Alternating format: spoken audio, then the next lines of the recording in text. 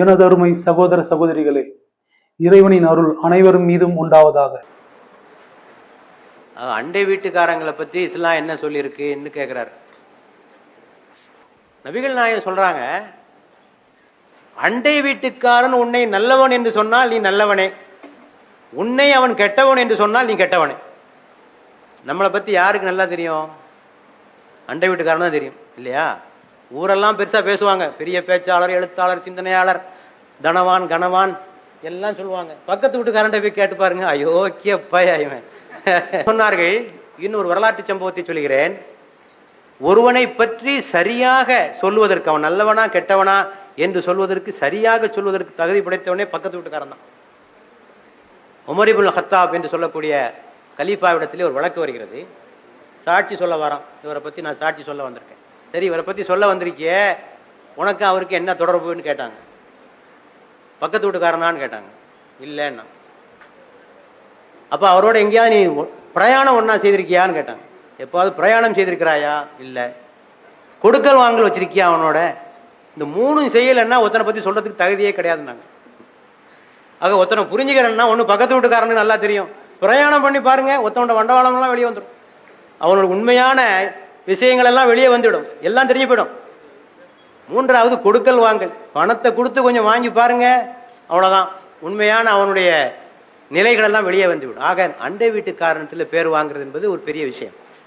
இதை பற்றி நபிகள் நாயகம் சொல்கிறார்கள், மறுமையிலே இறைவன் எடுத்துக்கொள்கின்ற முதல் வழக்கு, இரண்டு மனிதர்களுக்கான இடையிலான வழக்கிலே இறைவன் எடுத்துகின்ற முதல் வழக்கே இந்த அண்டை வீட்டுக்காரர் சம்பந்தப்பட்ட விஷயம்தான். இதைத்தான் முதலாவதாக இறைவன் விசாரிப்பான் என்று நபிகள் நாயகம் சொல்லியிருக்கிறார்.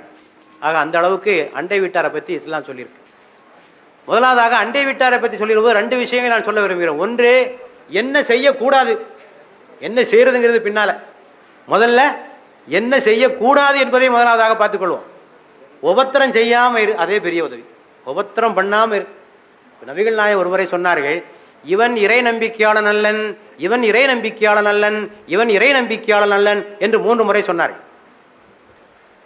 அப்ப யார சொல்றீங்க நபிகள் நாயகம் என்று சொன்ன போது, எவருடைய கரத்திலிருந்தும் நாவிலிருந்தும் அண்டை வீட்டுக்காரர்கள் பாதுகாப்பு பெறவில்லையோ அவர்கள் இறை நம்பிக்கையாளன் அல்லன்.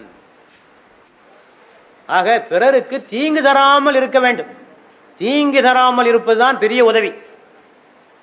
சொன்னார்கள், அடுத்தவர்கள் வீட்டிற்கு காற்று புகாதவாறு உங்களது சுவர்களை உயர்த்தாதீர்கள்.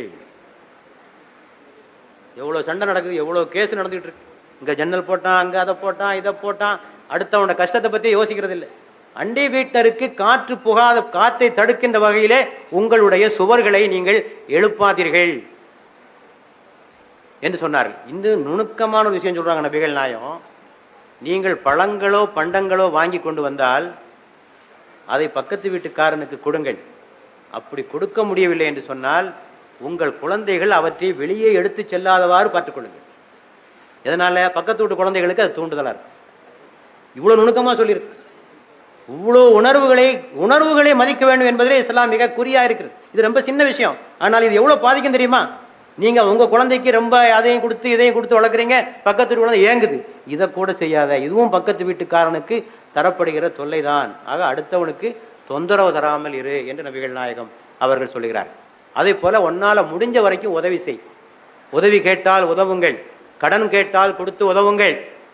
நல்லது நடந்தால் அவர்களுக்கு வாழ்த்து சொல்லுங்கள், தீயவை நடந்தால் அவர்களுக்கு ஆறுதல் சொல்லுங்கள், நோயுற்றால் அவர்களை விசாரிக்க செல்லுங்கள், மரணம் அடைந்தால் மரணச் சடங்குகளை நீங்கள் கலந்து கொள்ளுங்கள் என்று சொன்னார்கள். உணவளிக்க சொன்னார்கள். அண்டை வீட்டுக்காரன் பசித்திருக்க தான் மட்டும் வயிறார உண்பவன் உண்மை முஸ்லிம் அல்ல. ஆக செய்ய வேண்டியன, செய்யக்கூடாதன என்று 2 வகையாக இதில் பிரிக்கப்பட்டிருக்கிறது. இந்த உறவுகளை நாம் பேணி வாழ்கிற போது நாம் அமைதியாக இருக்க முடியும். ஆக நாமும் நல்லவர்களாக வாழ்ந்து பக்கத்து வீட்டுக்காரர்களுக்கு தொந்தரவு கொடுக்காத நல்ல மனிதர்களாக வாழ்வதற்கு எல்லாம் அல்ல இறைவன் உங்களுக்கும் எனக்கும் அருள் பாலிக்க வேண்டும் என்று நான் பிரார்த்தனை செய்கிறேன். உங்களுக்கு வாழ்த்துக்கள். நன்றி. இது போன்ற விஷயங்களை உடனுக்குடன் தெரிந்து கொள்ள இந்த சேனலை சப்ஸ்கிரைப் செய்து பெல் பட்டனை அழுத்திக் கொள்ளவும்.